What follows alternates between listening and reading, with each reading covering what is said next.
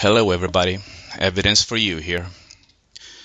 I participated in G-Man's hangout Faith Before Evidence, a Fact of Life yesterday.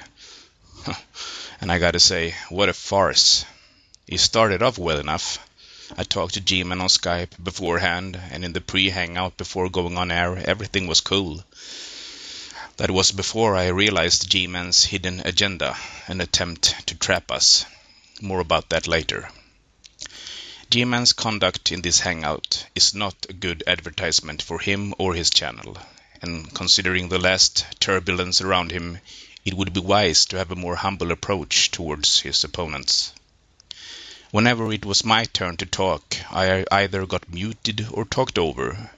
My questions never got answered, but instead met with another question. It even went so far he tried to force me to answer either yes or no to a question that cannot be simplified that way.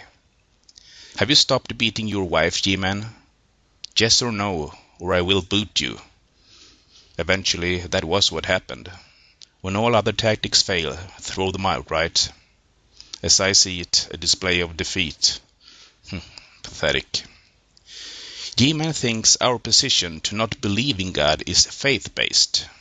You cannot see electricity or an atom. You have to trust or believe the scientists. We talked about examples like these for an hour, and no matter what we explained to him, he refused to understand.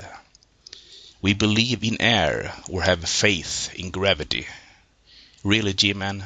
Faith in gravity? Do you really think that I do not believe that I don't believe in God?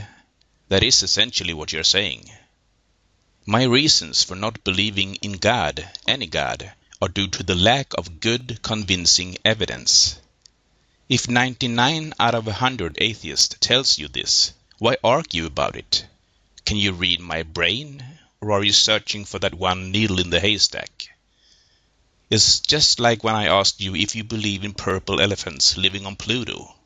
If I told you that you will be tortured after you die for not believing in those elephants, you would ask me for evidence, wouldn't you? What would you say to me if I told you that you are the one to disprove purple elephants on Pluto? That's not the way it works, and you know it. Even if it was the case that atheists take some things on faith, you still wouldn't have an argument. Me believing it will rain tomorrow is not the same faith as believing in the creator of the universe, Noah's flood, original sin, and hell. You cannot equate the two. That's all, folks. Take care.